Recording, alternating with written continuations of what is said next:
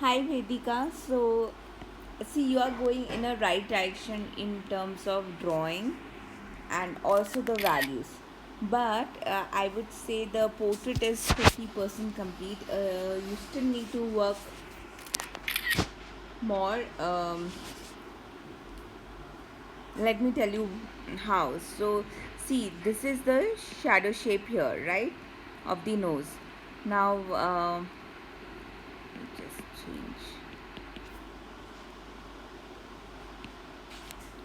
Just a second. Okay, so this is the dark shadow shape, right? And we have done color 9-step value scale in color theory first assignment, where we painted swatches of 9 different values.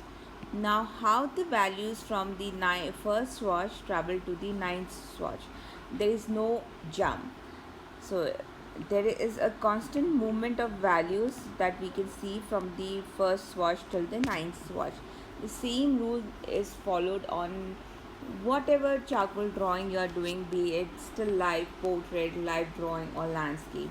If there is one darker value, the next value to that, if it comes out of from the same part, so nose and the shadow of the nose, it's like the same part, so there won't be such a drastic value change.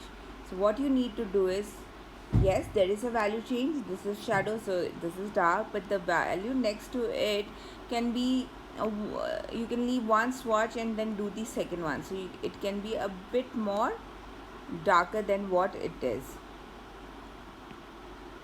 So you did like a little dark, and same, now that I have done it a bit dark from the shadow below, now I need to build that volume also. So the width could be a bit different. I have done a very small portion of the next value, then I'll slowly blend it in such a way that the width reduces, yet I keep the shape, and what I'm trying to show is actually coming along, if you can see. Then here also nose, the bridge of the nose is not that wide, so I'm like slowly building up the volume. I'll again move to the next value and then blend it. I'll keep on blending till I reach to the ultimate value, which is now you can see there is a lot of difference in the nose. It seems complete, it seems building up. So this is the kind of process that I need. The way you did eyes are excellent, but the same process, see here, you did underneath the eye, you actually followed it where you have a lighter value, this section.